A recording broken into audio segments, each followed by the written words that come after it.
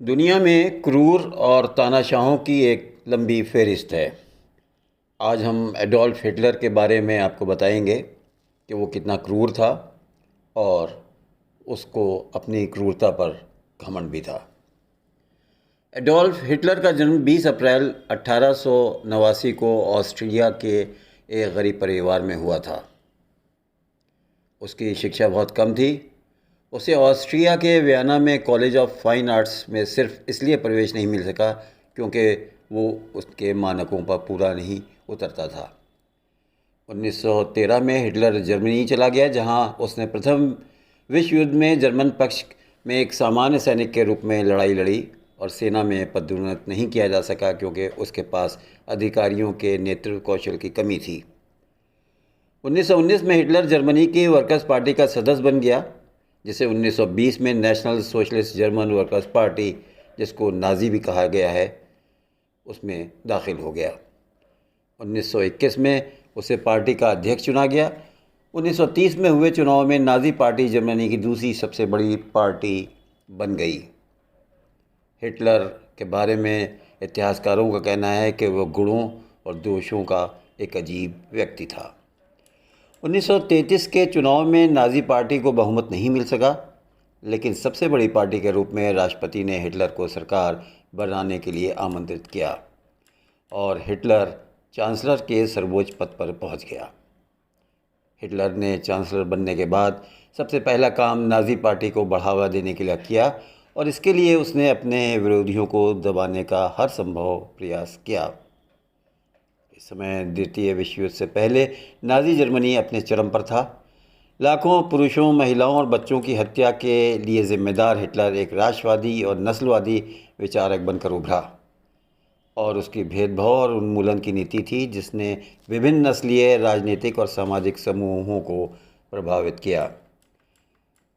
1939 में हिटलर के पोलैंड पर आक्रमण के कारण द्वितीय विश्व युद्ध की शुरुआत हुई। सेकेंड वर्ल्ड वॉर के अंतिम दिनों में 30 अप्रैल 1945 को हिटलर ने अपनी नई दुल्हन एवान ब्राउन के साथ बर्लिन में अपने भूमिगत बंकर में आत्महत्या कर ली थी। नाजी सेना द्वारा मारे गए अपने परिवार को देखती एक लड़की उसके पीछे खड़ा जर्मन अधिकारी उसे मार डालेगा, ये तस्वीर बहुत मशहूर हुई थी। उसके शासनकाल के दौरान नाजी जर्मनी ने अधिकांश यूरोप पर कब्जा कर लिया था, जबकि उस पर 11 मिलियन लोगों की हत्या का आरोप लगाया गया था, जिसमें अनुमानित 6 मिलियन यहूदी शामिल थे। हिटलर के इस नरसंहार को यहूदी प्रलय के रूप में याद करते हैं। प्रलय वास्तव में ग्रीक के एक शब्द से लिया गया है, जिसका अर्थ है कुल विनाश। लाखों यहूदी पुरुषों, महिलाओं, बच्चों और बुजुर्गों के अलावा कम्युनिस्ट, आम पोलिश नागरिक, रोमानियाई, दास, विकलांग, समलैंगिक, राजनीतिक और धार्मिक अल्पसंख्यकों की बेरहमी से हत्या कर दी गई थी। कंसंट्रेशन कैंप में कैदियों के साथ तब तक गुलामों जैसा व्यवहार किया जाता था जब तक कि वो थकावट या बीमारी से मर नहीं जाते। यहूदियों और रोमा को सैकड़ों मील दूर से घेर लिया गया था। बूचड़खाने में जानवरों की तरह की रेल कारों में भर दिया गया था और यहूदी बस्ती में ले जाया गया था, जहां अगर वे जीवित आए तो उन्हें मौत के घाट उतार दिया जाता था। जर्मनी के सभी नौकरशाहों ने महान नरसंहार में महत्वपूर्ण भूमिका निभाई, जिसने देश को नरसंहार केंद्र बना दिया था। वे नाजीवाद आंदोलन में महत्वपूर्ण भूमिका निभाते थे। हिटलर जर्मनी का सबसे लोकप्रिय नेता हो गया था। मानव इतिहास का यह आंकड़ा लोकतांत्रिक ढंग से चुना गया और तानाशाह बन गया। National socialist German workers party के नेता एडोल्फ हिटलर 1930 के चुनाव में जर्मनी के चांसलर के रूप में अपनी चालाकियों के साथ दाखिल हो गया था। उस समय जर्मनी के राष्ट्रपति थे पॉल वॉन हिंडेनबर्ग। 1934 में राष्ट्रपति हिंडेनबर्ग की मृत्यु के बाद हिटलर ने 1935 के सक्षम अधिनियम के तहत चांसलर के पद को राष्ट्रपति पद के साथ मिला दिया। ये भी कम दिलचस्प नहीं था कि हिटलर का यह कदम पूरी तरह से कानूनी था। हिटलर एक राजनीतिक दल नेशनल सोशलिस्ट का प्रतिनिधि था। जर्मन वर्कर्स पार्टी, इस पार्टी को अंग्रेज़ी में नाजी भी कहा जाता है। इतिहास के पन्ने पलट कर देखें तो हिटलर के बारे में कुछ दिलचस्प और हैरान करने वाली बातें भी आपको मिलेंगी। उसके व्यक्तित्व को हमेशा नकारात्मक दृष्टि से देखा जाता है क्योंकि वो बहुत क्रूर था और उसने अपने सियासी जो एजेंडा था उसको पूरा करने में कामयाबी हासिल कर ली थी, जबकि वह बहुत ही काबिल भी कहा जाता है और अपने काम में साहसी भी था। लेकिन कुछ खामियां थीं जिन्हें इतिहासकारों ने बहुत अच्छी तरह से उजागर भी किया। इतिहासकारों के अनुसार हिटलर अत्याचारी गुणों वाला एक बहुत ही बुद्धिमान व्यक्ति भी था। क्रूरता के साथ उसमें अपने काम को लेकर बुद्धिमानी भी थी।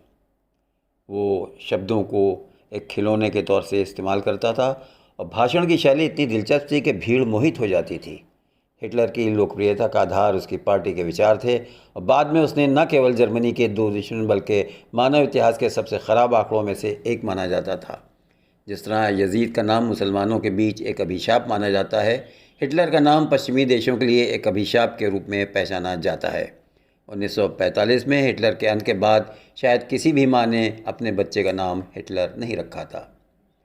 हिटलर के नाज़ी विचार, जिसके पहले पूरा जर्मन राष्ट्र पूरी तरह से सच्चा कहा जाता था, ये देश आज भी इन विचारों की कीमत चुका रहा है और जर्मनी की आज की पीढ़ी आज भी अपने पूर्वजों की गलती पर और उनके सामने शर्मसार है।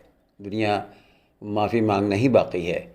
यहूदियों का मानना है कि हिटलर ने जर्मनी और पोलैंड में 60 लाख यहूदियों को मार डाला और एक नरसंहार यहूदियों का प्रलय के रूप में याद किया जाना अभी तक लोगों को याद है। हिटलर के बारे में ये भी ज्ञात है कि वो एक अच्छा चित्रकार भी था। डेथ इन द मास्क के मुख्य पात्र एडोल्फ हिटलर की मौत के बारे में सबसे आम अटकलें ये हैं कि 30 अप्रैल 1945 को हिटलर ने आत्महत्या कर ली थी। बहरहाल हिटलर ही था और उसने किसी की परवाह नहीं की और पूरी दुनिया को जीतने का जो उसने षड्यंत्र किया था, आखिरकार उसकी मौत हुई और आज भी हिटलर को बुरे नामों से पहचाना जाता है।